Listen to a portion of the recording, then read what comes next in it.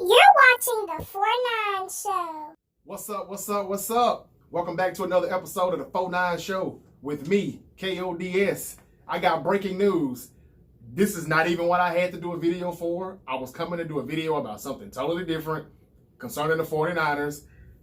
I'll get to it a little bit later, but right now, right as I was about to hit record, we've got breaking news, breaking fucking news. The San Francisco 49ers have just agreed to terms and signed rookie defensive end Nick Bosa. Now, this is breaking news because it just broke. The news just broke. It just happened. I was just talking about him last night.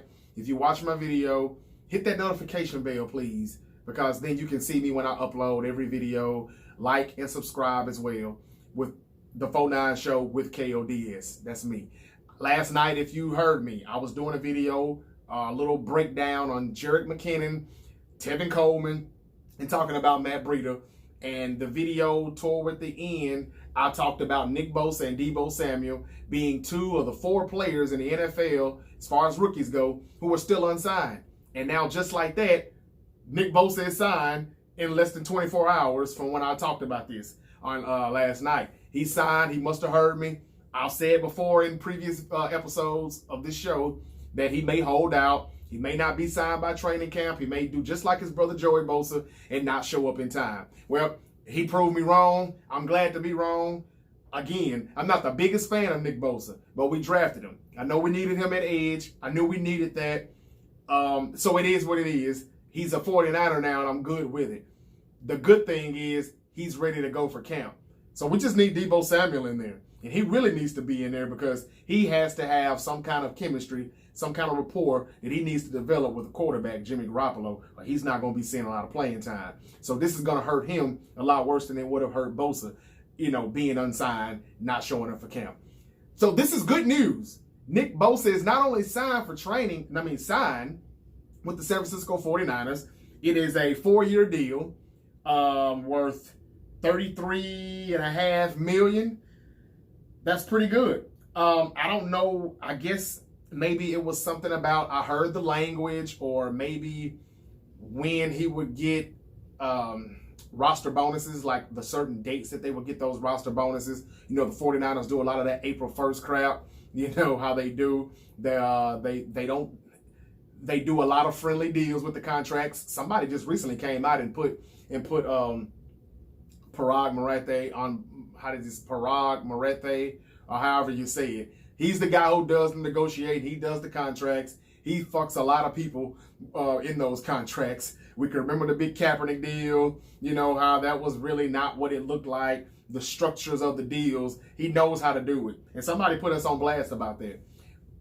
And I'm going to do a video about that too before the season starts, as far as, do I think that's going to hurt free agents from signing? But on another note, this deal, the language had to have been the biggest issue because, 4 years, $33.5 million, that doesn't seem to be a big deal. That's usually what the top picks get in the draft. Top 2 players in the draft get. So look, it's 4 years, $3.5 million. That's good. Nick Bosa is officially a San Francisco 49er. And the good news about this is not only that he got signed, but in my opinion, it shows that he doesn't want to miss any time. He doesn't want to miss any work. His hamstring must be fine because he's not using the negotiations of the contract and excuse to get his hamstring back 100% and buy him some more time. I think he's fine. And for him to do this and get signed the day before we report to camp, it tells me that he's ready to go.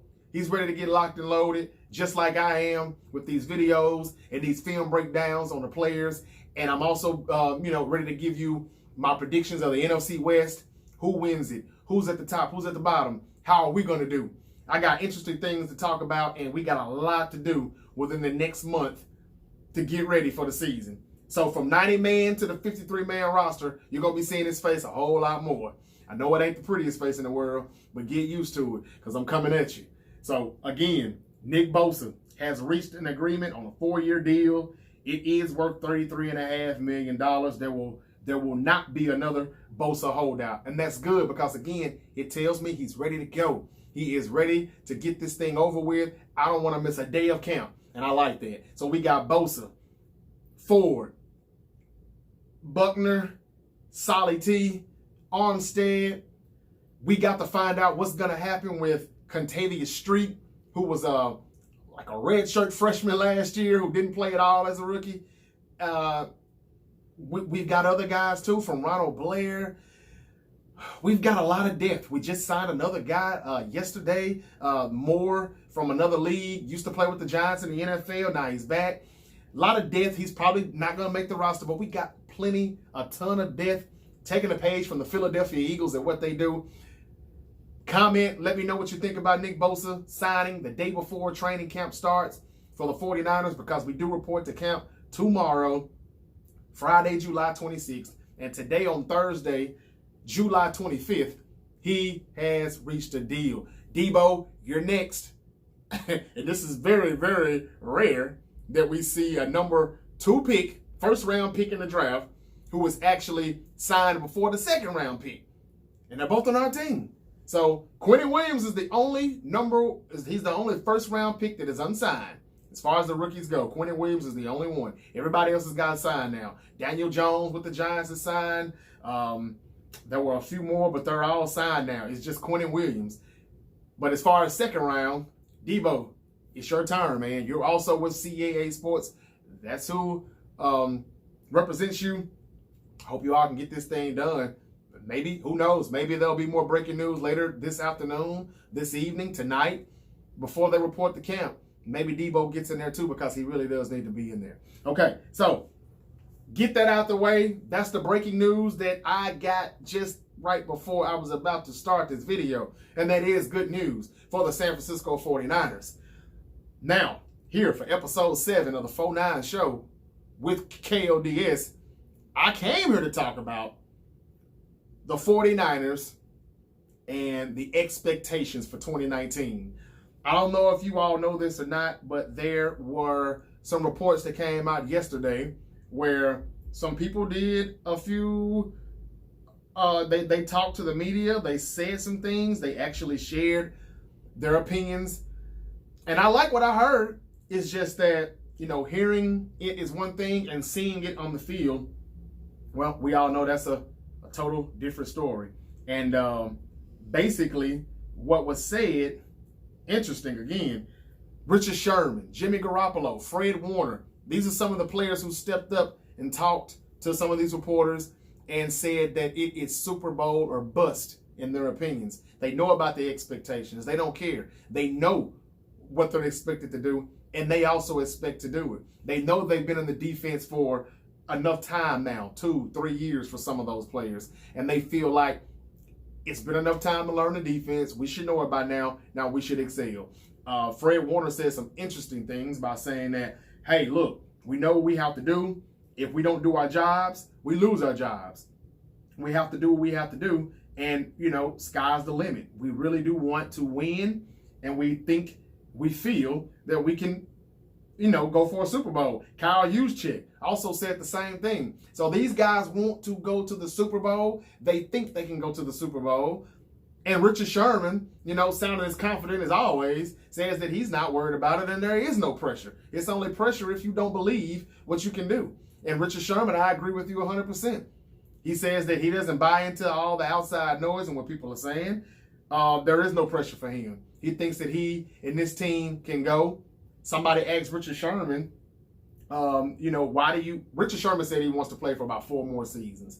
Now, this is what he just came out and said. We knew that he wanted to extend his career by moving from corner to safety at some point in his career. He says again yesterday, or whatever day it was, I saw the report yesterday, though, where he said that he wants to go up for 4 years. They asked him, why would you want to play for 4 more years when Canton is already, you know, they've already put in your ballot. You know, you're pretty much Hall of Fame already.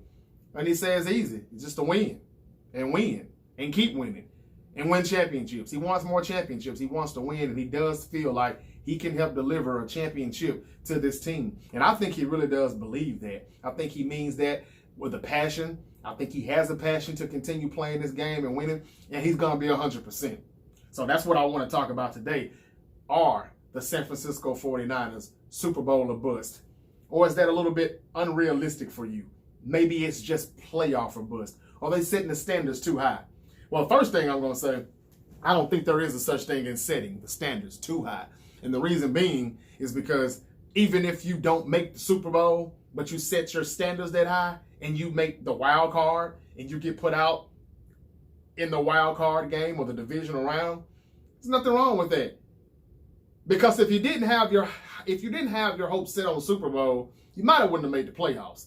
If you just set the bar at, man, let's just get 9 wins and see can we get in the playoffs, you're probably going to be happy with 9 wins.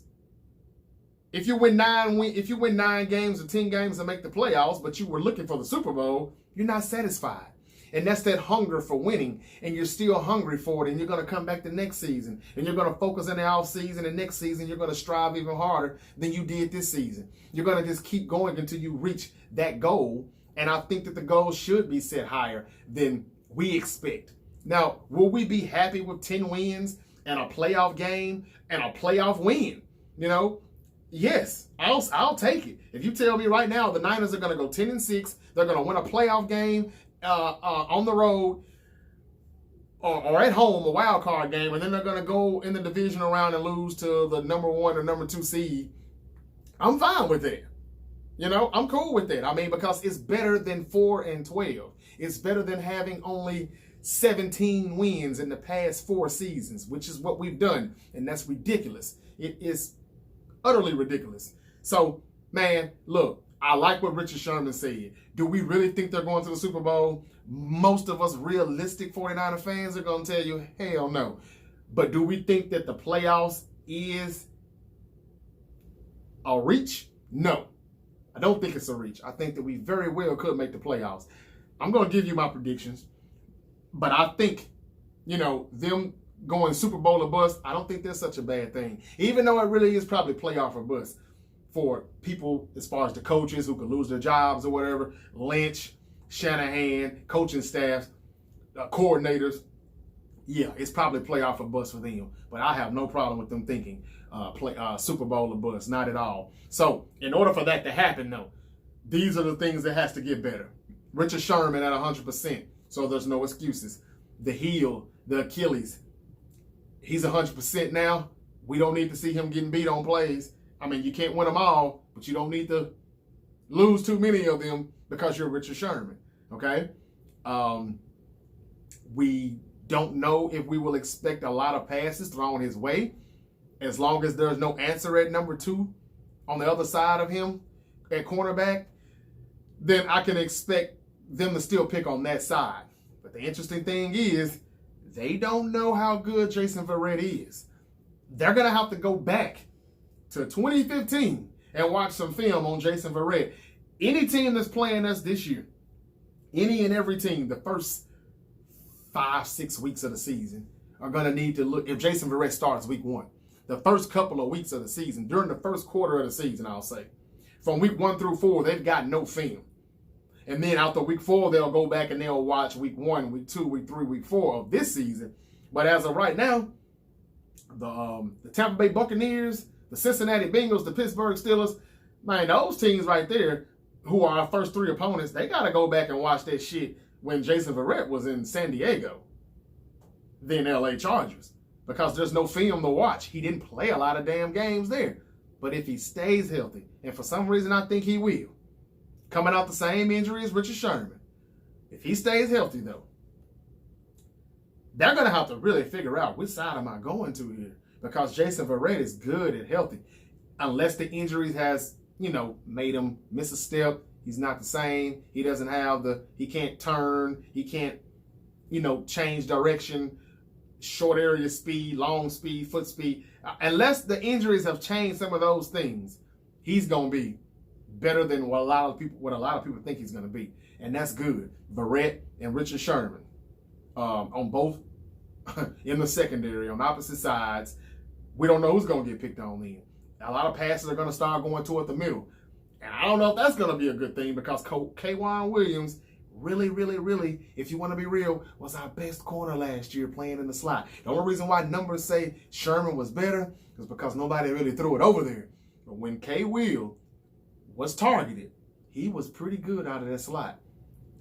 Anybody that's thinking that DJ Reed is going to take his job, it's only going to happen if K'Waun Williams does not stay healthy. If he doesn't get hurt, that's his job. He actually did damn good playing the slot corner. You don't know how interesting things can get. Well, I'm sure you do know. But, man, it is going to be so much interesting. It's just funny how this defense can really go from worst to first. I mean, I'm serious. I'm serious. Some people just don't realize how good we could be if that cornerback number 2 on the opposite side of Richard Sherman can stay on the field and be productive. And I'm not wanting to mention Spoon because I don't think Ahkello Witherspoon is going to be that guy. Maybe he will, but if he does, it's going to be the signing of Jason Verrett that makes him get better, pushes him to work harder and play harder and be smarter and be a better cornerback, like John Lynch and company thought that he was going to be when they drafted him out of the 3rd round in 2017. Competition is everything. Those guys believe in that. Lynch and Shanahan have stressed that plenty of times. Competition will bring out the best in players. And I agree with that. But it also has to be some decent players. They just can't be practice squad guys. Shanahan just can't think that these guys are going to get better because you just got to get better. If you want to keep your job, you got to get better. Well, sometimes they just can't get better because they're just not good enough. And there are some players, which I'll discuss later in the secondary, that should have got the axe. They should have got chopped, should have got cut. They shouldn't be returning to the 49ers. Because no matter what you expect, they can only do what they can do. There's not enough talent there to do it. And you know who those people are in that secondary. But Jason Verrett and Richard Sherman, if Verrett is healthy and he is what he was a few years back, watch out. Because now you don't know where to go with the football. And if you go to the middle, K'Waun Williams is good. And then the pass rush is better with Bosa, with Solly T and D4 in the middle, with D Ford on the edge. What you going to do? Quan Alexander maybe blitzing up the middle or some kind of, some kind of a zone blitz where he didn't blitz. He dropped back and he got the pick in coverage. It was Warner who came on the blitz, or I'm telling you, with Fred Warner and Quan Alexander playing the linebackers in a nickel situation, and you got those guys rushing, and you got Verrett holding it down. So now you really can't go pick on that side either. So you may have to try Sherman a little bit more. But Sherman is back to where he was before the Achilles injury. And that's a deflection. Or, it's a pass breakup. It's a pick. Or it's just, you're punting. Whatever it may be. Or you're forced to do something that you don't want to do and you just heave it up. And it makes whoever's back there at safety look better than what they really are. Whether it's Jaquiski Tartt or Mr. Broken Glass, made out of glass, a.k.a. Jimmy Ward, or Adrian Colbert, or Antone Exum, whoever it is, that back end looks better because of the pass rush and the left and right cornerback being productive. It could really, really, really get nasty in San Fran this year. Man, it could be something else. And I am very, very proud to wear this hat on my head. I am very, very happy to say that I think we are back. I've been getting more and more optimistic. Bosa signed today. No drama. Good. No worries. Deebo, all you have to do is get signed, and there's no bullshit in training camp. There's no talks. There's no chatter about this, about that. Nobody talking about nobody money, nobody contract, none of that stuff. Now, shout out to DeForest Buckner. I want to say that real quick. It just hit me. He's due for an extension. He's played his 3 years. He could be one of those guys who could be like, man, look here. I got 12 sacks last year. I led this team in sacks. I lead the team in pass rushes and all of that stuff every year. And I've done this without no help on the edge. Where my money at? Where my damn money? But he's not doing that. He's saying, man, I'm not worried about that. When the time comes, it'll happen. I know what I'm worth. I know I'll get paid, and I know what they think of me. I'm not worried about that. I'm just here to play football. And he's really just excited to have some guys on the edge just going to make his job even easier, or he's going to make their job even easier. Everybody's going to compliment everybody. Shout out to Deebo, DeForest Buckner, a.k.a. 99 Problems, for showing up. I know he's going to show up tomorrow. I hadn't heard anything about him not showing up. I hadn't heard anything about him wanting a contract. He's not going to do this. He may not do that. He's going to be there. He's just that type of stand-up guy, and he's a good player. Now, I'm cool with having good character guys like John Lynch and Shanahan Warren in their locker room that can ball out, too. Problem is, we got more good guys who really are garbage than we have ball-out guys who so happen to be good guys, too. But Buckner is one of them, and shout out to you, man. Shout out to you, Mr. 99 Problems. Deebo, DeForest Buckner, for being quiet, not saying anything. And don't get me wrong, if he was complaining about his money, I ain't tripping. You got to get your money. It is what it is. I get that. But the fact that he has not said one thing, and when he does say something, he says the right things, when he's asked about it only, he's coming to work. He's going to be in practice tomorrow, 110% sure he'll be there. Okay? So all of those guys will be there. There's no drama. There's no chit chat about nothing. Everybody is going to be there.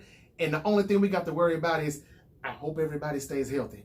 Man, I hope everybody stays healthy. That's it. Make it out of training camp. Because Jared McKinnon got hurt the last practice of training camp. The last practice before the season started. I was fucked up. That hurt. And I just showed you some film about him last night.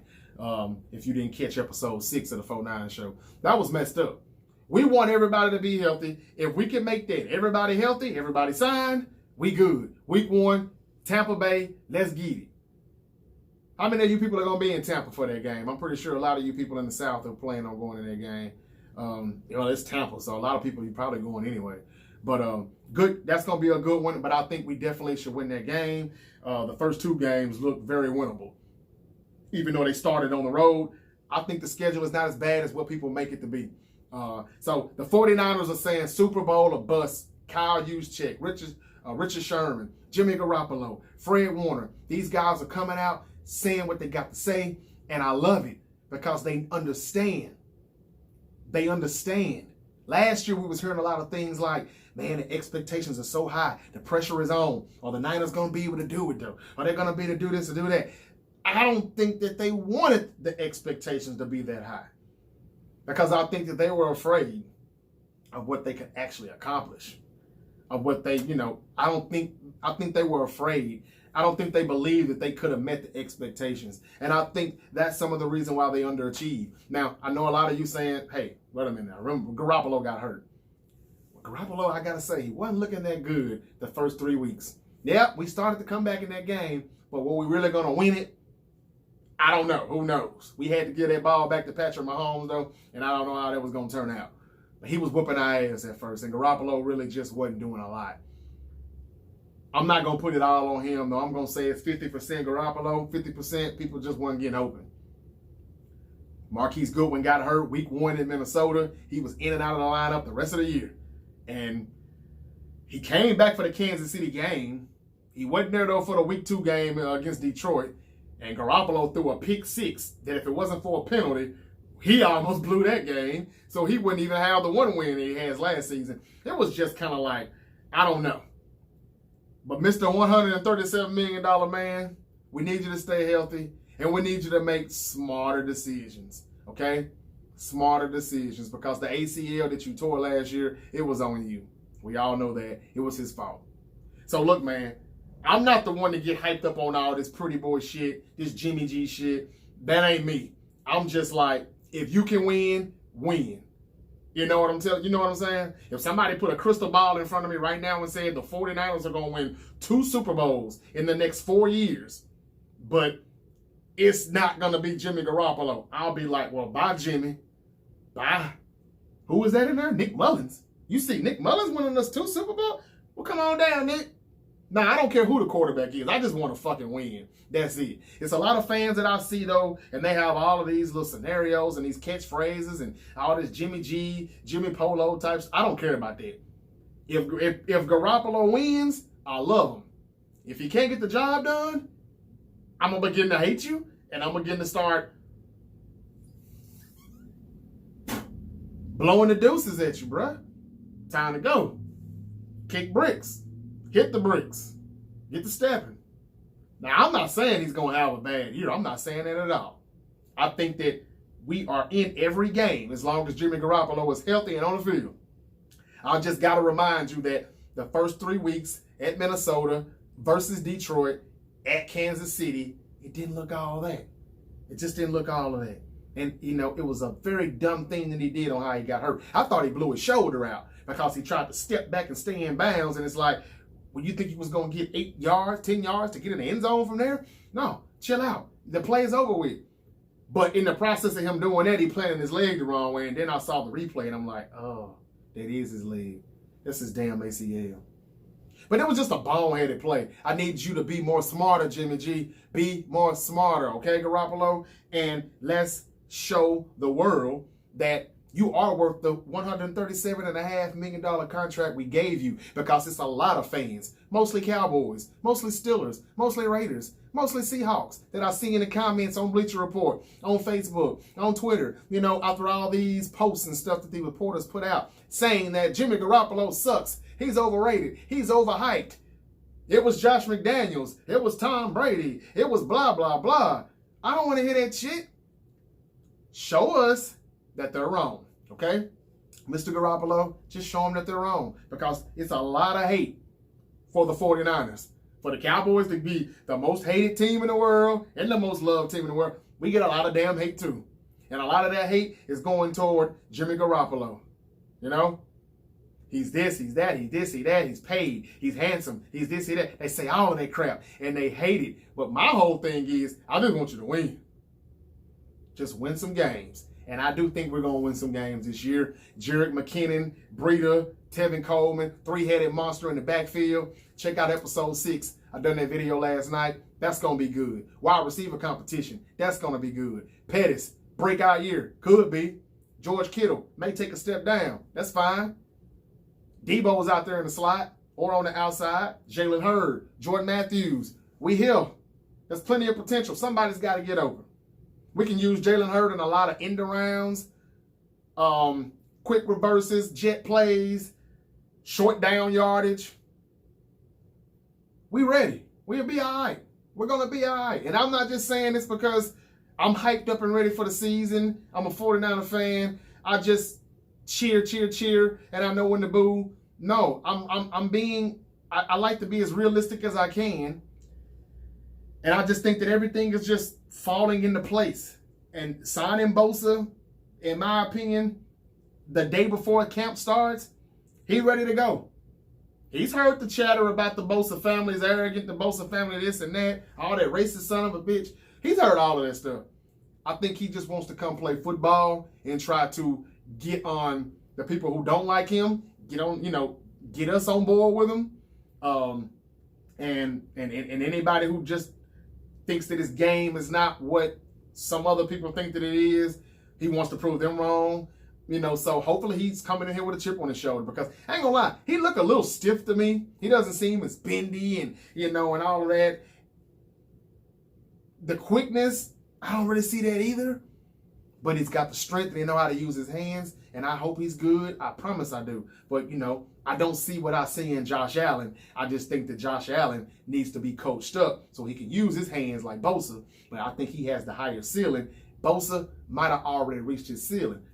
I could be wrong. Bosa may come out and look better than Joey, twice better. Twice, he may look twice as good than 2 times better than Joey. I'm not sure. All I know is I'm excited because the expectations are high, but for once, I kind of believe we can live up to those expectations, because we finally did bring in players. D Ford, drafting Bosa, to add to bring in with Buckner. Armstead and Solly T still there. Solomon Thomas is finally due for a breakout year. And I'm not saying it because he has to do it. This is the 3rd year. They're saying you're a bust. Some people are close to saying you're a bust.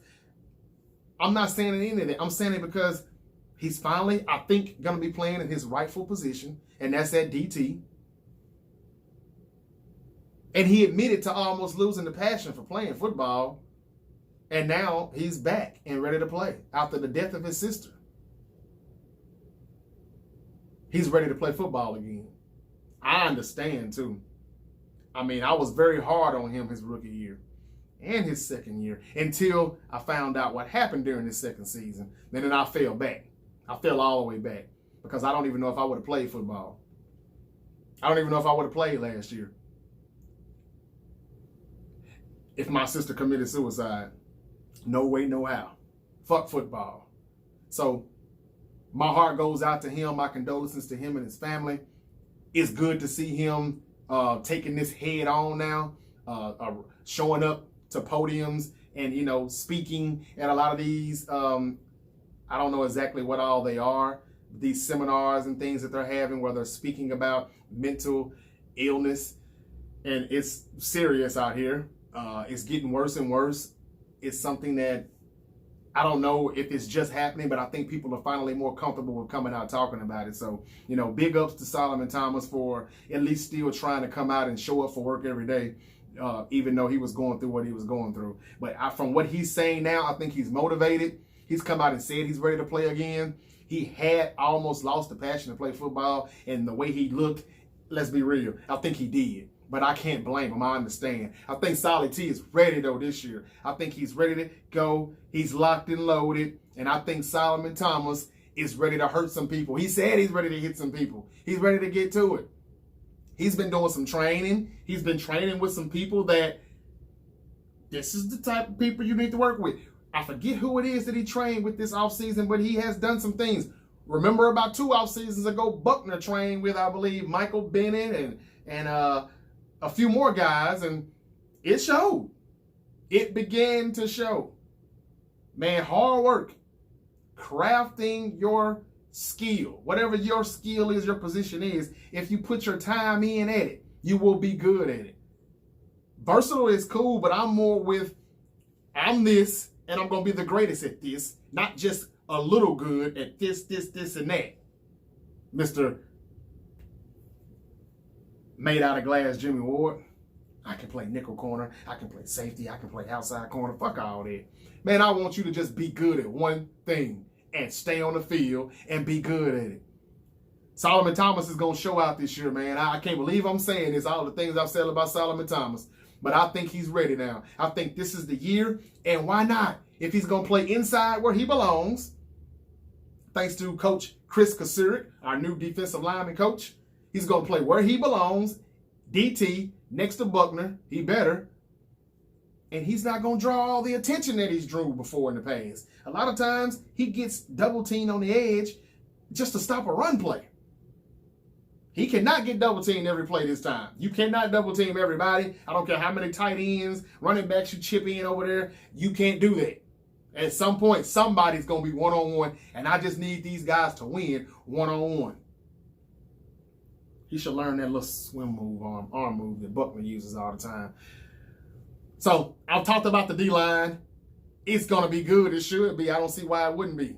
And the wide 9 is set up to stop edge runs. These running backs who like to break it outside all the time, you got to bring that shit in because of the wide 9.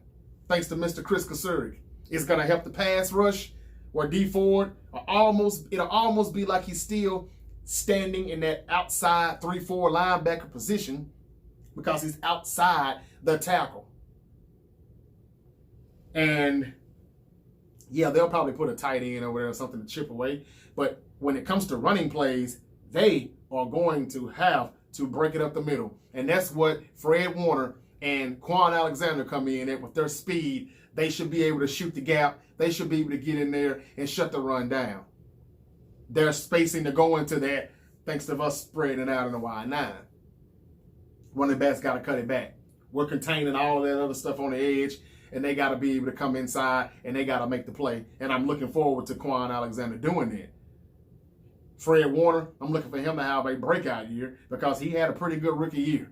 Cover skills can get better, but as far as tackling, he was a tackling machine. Got to give him up. Got to give it up. That wasn't even expected. That was kind of a lucky pick because he was a 3rd round 4th-round pick out of Penn State, and they were just looking at it like he'll play next to Foster at some point maybe. He turned out being Foster's replacement, at the middle. And Quan, yeah, he's Ruben's replacement as well, kind of, because they need another linebacker, but he's going to be playing at the wheel. And that's why this is not as bad as what you people think. Quan played middle linebacker in Tampa Bay. He's playing the wheel position with us. Fred Warner stays at the mic. So we should be good. That front seven should make Mr. Made Out of Glass a lot better than what he is if he hits the field at safety. I don't like Jimmy Ward, in case you all didn't notice that. I don't like him. Even when he's on the field, he is not all that to me. I'm sorry. I'm still looking for a Trey Boston signing. If anybody knows how to start a petition or something and start sending that stuff out to some of these 49er reporters, or fly it over to 49er practices or something. Y'all done that before when y'all, was saying fire Trey Boston and all that. Start a petition, man. Let's see can we get Trey Boston in here. Eric Berry or somebody. They're better than Jimmy Ward. But anyway, I digress. The 49ers are going to be better. Super Bowl or bust. What do you all think? Richard Sherman and the defense. I think Richard Sherman is a Pro Bowler this year. I think he's a comeback. Well, he can't be comeback player of the year because he came back last year. Jimmy Garoppolo should be the comeback player of the year. MVP. What do you all say? MVP numbers. You know what I'm saying? 30 touchdown passes, 3,900 passing yards, maybe right at 4,000. Maybe right at 4,000. 30 touchdowns, 12 picks. 12 picks. And I'll say 12, and I'm scared it'll probably be 15. But, because he will kind of like let it go when he shouldn't let it go. But he ain't going to just stand there and take a hit. Because he has his quick release and his unorthodox way sometimes of still getting rid of the ball. He'll try that more than he probably should. Sometimes he'll be complete like, damn, how he do that? And sometimes it'll be like, why the fuck did you do that? So we'll see how it goes. I'm going to say 12 picks, about 39 touchdowns, 3,900 pass yards, 4,000 pass yards. Comeback player of the year. Pro Bowl. Juszczyk, Pro Bowl. Staley, Pro Bowl. I don't know about receivers. I don't want to give anybody Pro Bowl status yet. Pettis could be. Could be potential Pro Bowl player, breakout season. But I'm going to say, a lot of people are looking for Pettis to do his thing, and I hope he does.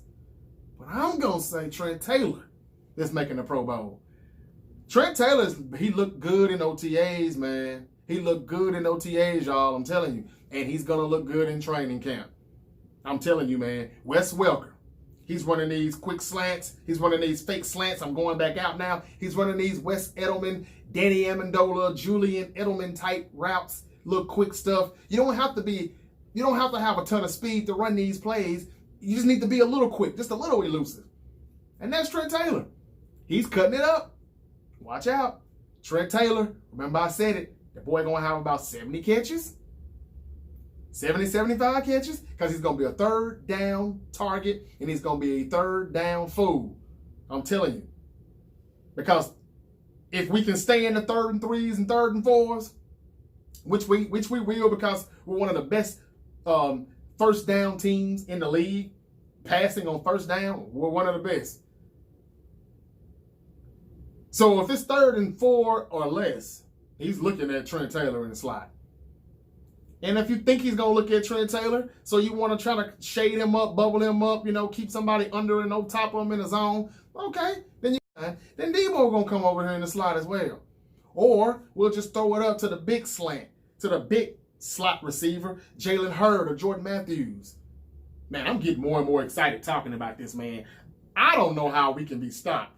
We're going to be, if we're not in the top 10, we're going to be right at number 11. As far as offense.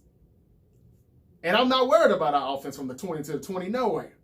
Because the 49ers offense has been good with C.J. Beathard, Nick Mullins, Brian Hoyer. So that ain't even an issue for me. The whole thing for me is red zone targets and getting in the red zone. Getting in the end zone while being in the red zone. That was my only thing. And I think Jordan Matthews changes that. He will be a very, very, very surprising player on our offense. And Trent Taylor will return to the 2017 Trent Taylor. Remember the rapport him and Jimmy Garoppolo had. Remember that. It's going to be that again. The hype is real, y'all. The hype is real. We about to get locked and loaded, man. This your boy K.O.D.S. with another episode of the 4-9 Show. We're about to get locked and loaded. And as again, I told you, the guy's name that we signed again, that was defensive end DeMontre Moore. We signed him, a familiar face that we had during the spring. And then after the draft, us drafting Bosa and things like that, OTAs, we must have released him or let him go or whatever. And now he's back again for depth. 90-man roster, you know how it goes. So I think Solid T has a breakout year. I think Richard Sherman gets back to the Pro Bowl.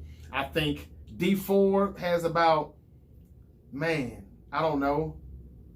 I'm going to give him 10 sacks. He had 13 last year, and about 10 or 12 went to Justin Houston on the other edge. I'm going to say in this 4-3, I'll give him 10. I'll give Nick Bosa about 8. It's his rookie year.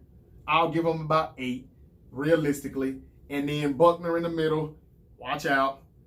I think he does again what he did last year. And I'm going to be realistically and stay at 12. Only because he'll have other people getting sacks on his line.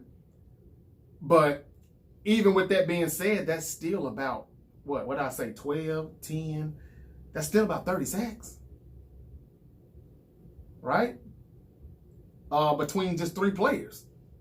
Ronald Blair still got 6 sacks last year, and he never even started. Who else you got?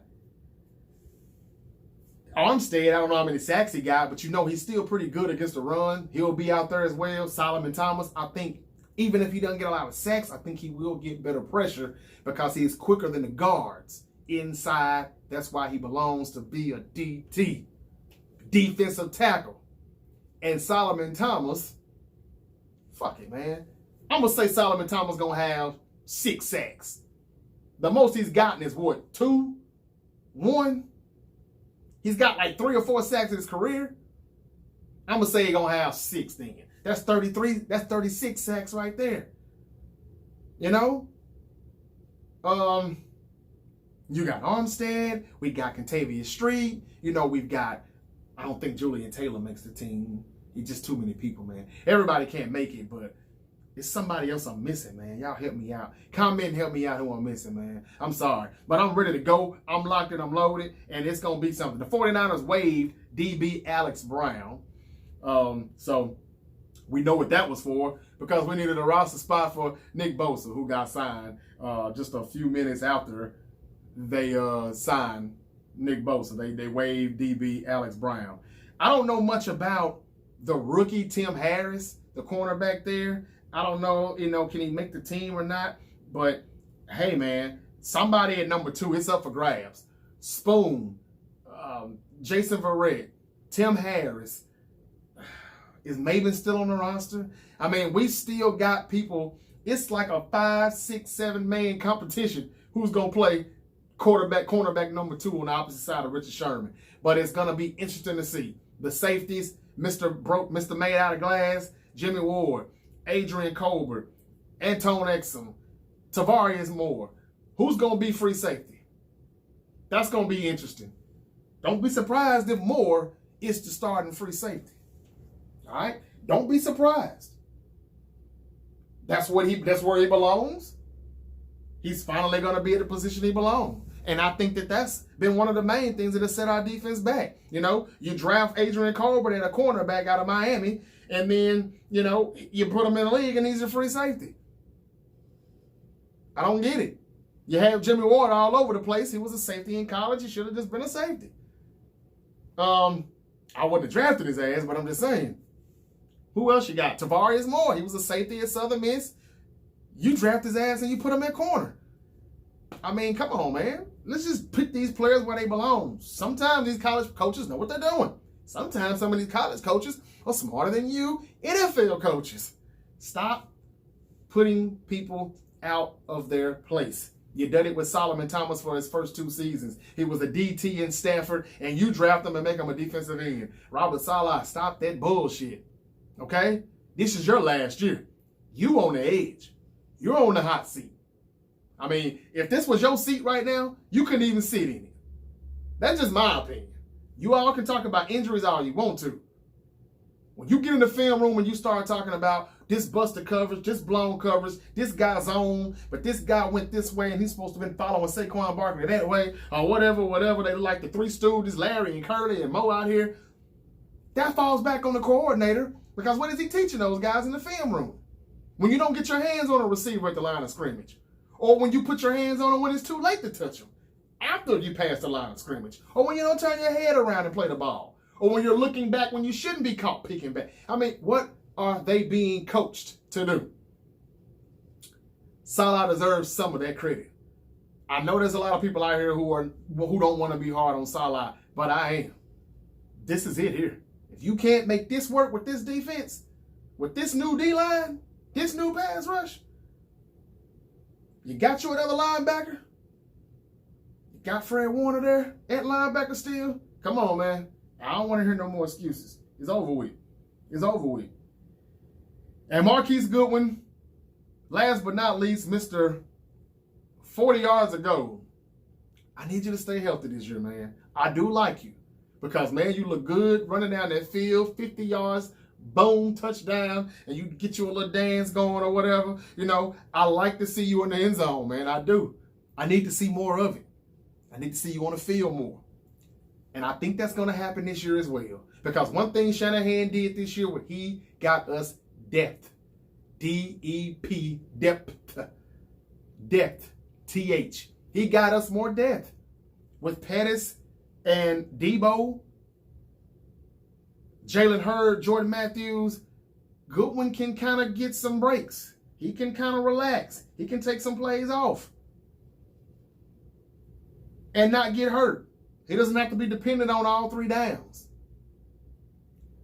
And he's got to be smart. Know when to get down to sometimes. I mean, he's a little guy, so it's hard for him and Brady to stay healthy, but they're there for speed. This is sometimes why I was like, go get the big target. Go get the big guy. You know, there's nothing wrong with drafting a King Butler. There's nothing wrong with taking a chance on Metcalf if he falls this deep in the draft, which he did. But that's another story.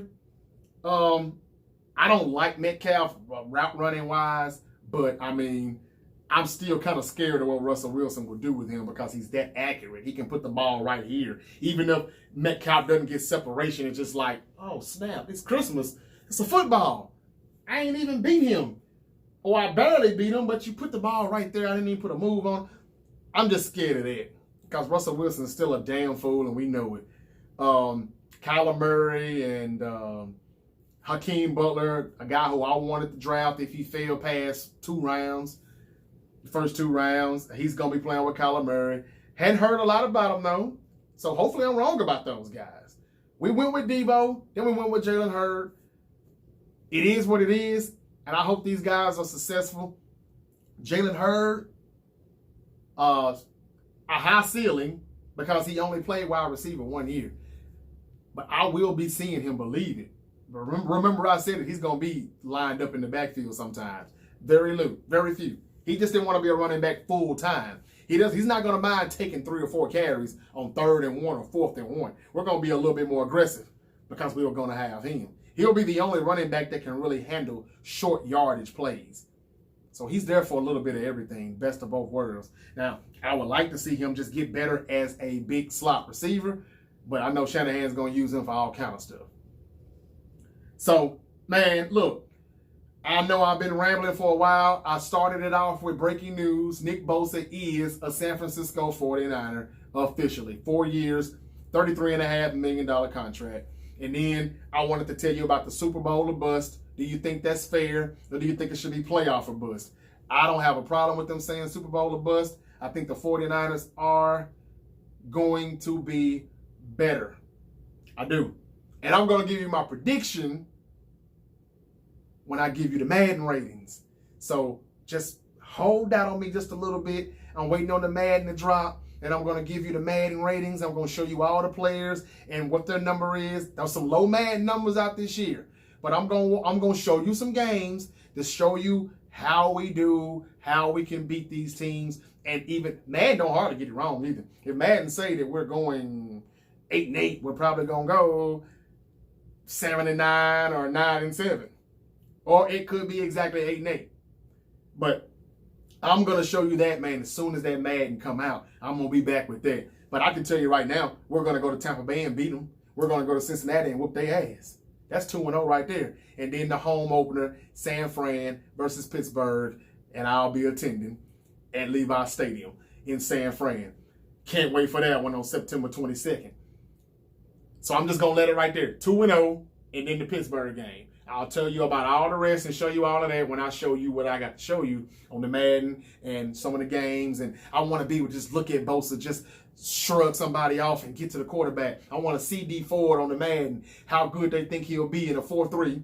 But he done this at LSU, so that's fine. And I want to see him sack somebody. I want to see him sacking Andy Dalton. So I got a lot of stuff to show you, man. You know, this ain't over with.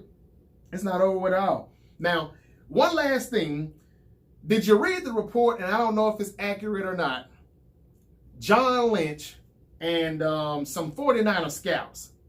Here come these leaks again, where the scouts feel powerless and are considering leaving. There was rumors that, I don't really know what to say about this if it's true. John Lynch doesn't have that much power. And any power that he does have, he probably didn't make the right draft pick. There's rumors that Shanahan pretty much gets his way. Whatever he says still goes. That's not a surprise. He hired John Lynch. I'm not saying I agree with it, but I've always thought that John Lynch was hired there just to be, you know, Shanahan's little bitch. You know, if you want to be real, you know, he's going to do what I say. I'm not going to bring in that guy from Arizona or that guy, Brian Gutekunst or whatever from Green Bay or whoever one of those other general managers that were up for the job. Louis Riddick was one of them as well. But he only was going to come in with Josh McDaniels. But what I'm trying to say is I am not surprised. Shanahan really brought somebody in where he could still call the shots. That's the way I see it. It seems like that's the way it's been. Joe Williams, a running back who he really loved. In the report it says Shanahan wanted him. Scouts didn't feel the same, but Shanahan wanted him, and that's what it was. People looked at Quentin Williams very hard. The scouts wanted the coaches to at least consider Quentin Williams, and it was out the question. They wanted Bosa, hands down. That's what it was. The coaches are overruling the scouts. So it's like, what are the scouts here for? What are we looking at these players for and going out of town, spending time away from our families and all of this, looking at these players at these games and these bowl games for what? You all come back saying that I can coach this guy up. Sometimes you just have to go with talent. And this report is talking like they're willing to coach players up instead of just draft the talent that's already there, which will make your job easier. I don't know. Again, I read a lot of comments. A lot of people are saying that this guy's full of bullshit. The guy who reported it. It says by David Bonella. I'm not sure. I've seen his name on a lot of reports before. I'm not sure how true it is. But I saw it yesterday, and it says that the 49er scouts feel powerless and are considering leaving after their contracts are up. And I don't know really whose fault is it, though. They're blaming Lynch here, but there's other things in the reports that says whatever Shanahan wanted, he got. So I don't know, y'all. Remember a few months ago, after the season ended, there was some stuff about Shanahan and Lynch not seeing eye to eye in the draft room and all of that crap. Of course, they denied the stuff, but, man, remember the last time the 49ers had leaks coming out? Remember that? Harbaugh's going to be fired. We heard about that before they kicked off week 1. This is his last year. Jay Glazer said even if they win the Super Bowl, Harbaugh is done. They downplayed it all. Oh, it's just rumors. It's just rumors. But week 17, before the 49ers even got to the locker room good and hit the shower, it was at the bottom of your TV screen saying that Harbaugh and the Niners have mutually agreed to part ways. The shit was true. So all I'm saying is, anybody that thinks that some of these reports are false, don't be so, don't fall for it. Don't believe everything you hear, but at the same time, you also can't downplay everything that you hear either. This is coming out from somewhere for some reason. And yeah, it could just be because this is a make it break a year for him. And yeah, York could just be sitting back saying, man, look, I gave you all 6 years and that's what it's going to be. I mean that. But do you really believe York is that patient? Do you really not think that York is somewhere saying, man, if we 2-6 by week 8, I'm firing some people. And Lynch is going to be the first to go. Let's be real. He's going to take the fall, whether this is his fault or not. I just don't believe York is going to let this season be bad and nobody gets fired. I think this is the year where they need to realize, whether York comes out and says it or not, and I respect him, I appreciate him not saying anything, but they got to realize, hey man, I gave you a 6-year contract, but if you want those other 3 years, this third year got to be good if you expect to get the other 3. You don't have a problem with paying a coach or a general manager still owing them money after he fires them. Chip Kelly's still getting paid right now, I believe. Or last year was the last year he got paid. But we signed him to like a 4-year deal, 4 or 5-year deal. You know what I'm saying? And he only coached 1 year. So he was still paying him. So you don't have a problem with it. But I am glad he hasn't said anything. I'm glad he has shown some patience. I'm glad this is going into the 3rd year with but we are starting to hear the whispers. And we know who it's coming from. 49ers President Al Guido, whatever his name is. That's the guy who be leaking all that shit. That's your little rat in the office right there. He's the one who leaked all the stuff and he's still doing it. And that's one thing York hadn't figured out yet, to get rid of all the rats. Shanahan and Lynch told them guys they wouldn't come unless they would keep everything on the hush. There would be no leaks or anything like that. And they've done good with it when it comes to, we're going to sign that player, we're going to trade that player, we're going to release that player. That's been good. But all these little things that I'm hearing right now, it sounds like typical 49ers shit. Just being real. It sounds like 49ers shit where the rat in the house, Al Guido, is telling some things because he wants it to get out. And he knows that he's heard it. He thinks that it's going to happen, or he knows it's going to happen. We'll see. We'll see. This could be bullshit. I don't know. I just thought I would report that out because, man, this is a long article, and I didn't want to get into it all because it's too long, it's too much. But it's like somebody says right here, I'm looking around like, what the fuck is going on right now? That is not normal, said the source. This is where they're talking about Foster and Lynch communicating during the combine, or beginning of the combine, or after the combine, or something like that. The coaching staff snap decisions during the draft that basically throws away the years of research a scout puts in on a player, and is described as demoralizing. Voices are being heard, but they're not the right voices, the former staffer said. This is people who, anonymous scouts and things who are looking at Lynch getting the job out of the blue like, wow, you just come from out of the booth commentating games and you get a job, and I've been working for years to do this and I can't get there. It's like, why am I putting in all the hard work and effort, years and decades of doing this to get to the point that you're already at? It's almost seems meaningless. And that's what these people are saying here. They also talk about the Reuben Foster draft, which was, we know now, a bust. Solomon Thomas, who, the rumblings of him being a bust, definitely not a top 5 pick. Joe Williams. They're putting a lot of this out, but they're not really saying who's to blame. But it seems like Lynch is some of it because he's the general manager. But we don't know who gets the last say-so with these picks. So, one thing I can say about Lynch, he's aggressive when he needs to be, but we hear a lot of that prudently aggressive, like whatever the hell that means. But he did go out and get D Ford, but I think that was just we're losing him. There's a lot of Niner fans that's pissed off right now. We didn't get OBJ. There's been rumors that we're in the mix of getting him. We've been talking to him, but the Giants just screwed us and they sent him to Cleveland. I was this close to thinking it was going to happen, so I was one of those Niner fans who was pissed. as I was on the phone with some of my partners, we're talking about it, and then boom, hey, check your phone. Check your phone. Okay? So I check my phone, and there it is. We've just traded for D Ford. And we're giving them an extension. Wow. So they quickly made up for that. And that's what I think that was. They were just making up for missing out on OBJ. And so when they missed out on OBJ, this is when they said, we're getting about 2 receivers in the first 3 rounds of the draft. And so I get it. But if they were able to land OBJ, then they would have just drafted about 2 or 3 linemen. You know, edge rushers. It would have been Bosa and somebody else too instead of Deebo. So I get where they were going with it. Edge rusher and receiver were the biggest needs. And I get it. We'll see how it works out, man. But yeah, that's a lot of ramblings going on with this Lynch and the scout stuff. So it's almost like maybe the scouts aren't that bad, but the coaches are taking over, making the decisions on who to draft.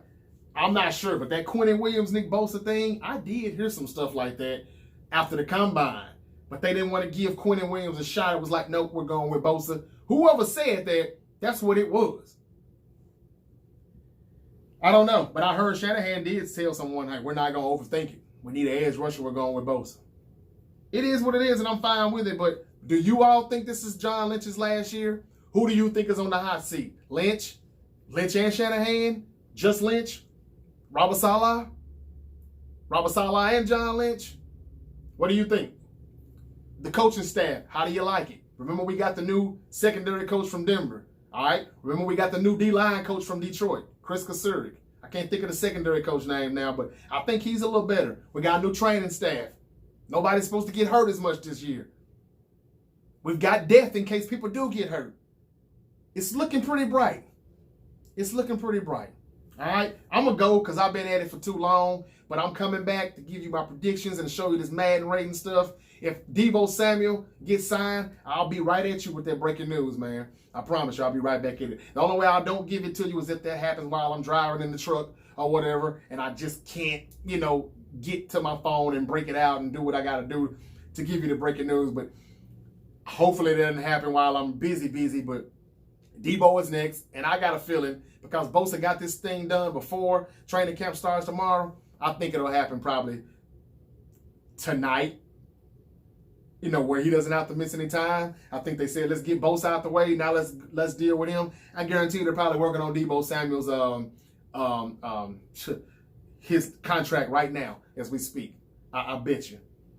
Now watch me be wrong because I said Bosa wasn't gonna get signed by training camp, and it'll probably be Deebo instead. But they work with the same people. So my opinion is that we got him signed. All right, now let's work on Deebo. It's the same agency. Hopefully they get it done. Defo, your contract extension is coming at some point, but I appreciate you, man, for showing up.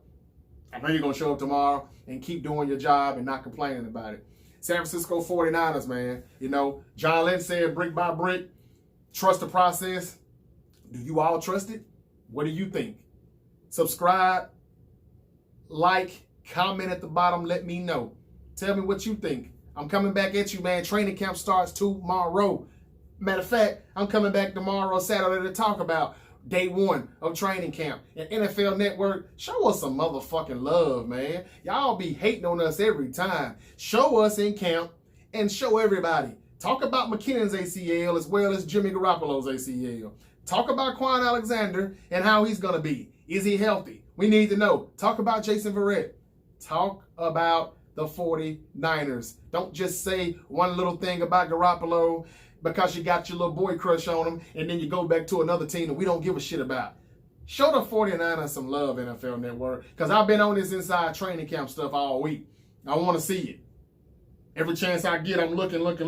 I want to see the 49ers tomorrow. Make some talk about it. Show me something. Let me know what's up. All right? Shout out to all the other Niner Empire shows out there. Nothing but Niners. I watch you all. Rombo Sports. Still trying to get on the line, which has been a while since I talked to you. But shout out to all of you guys, man. Podcast coming soon. But until then, I'll be back on the 49 show with your boy K.O.D.S. Remember, red and gold till I'm dead and cold. Peace. Thanks for watching the 49 Show. Don't forget to like, comment, and subscribe.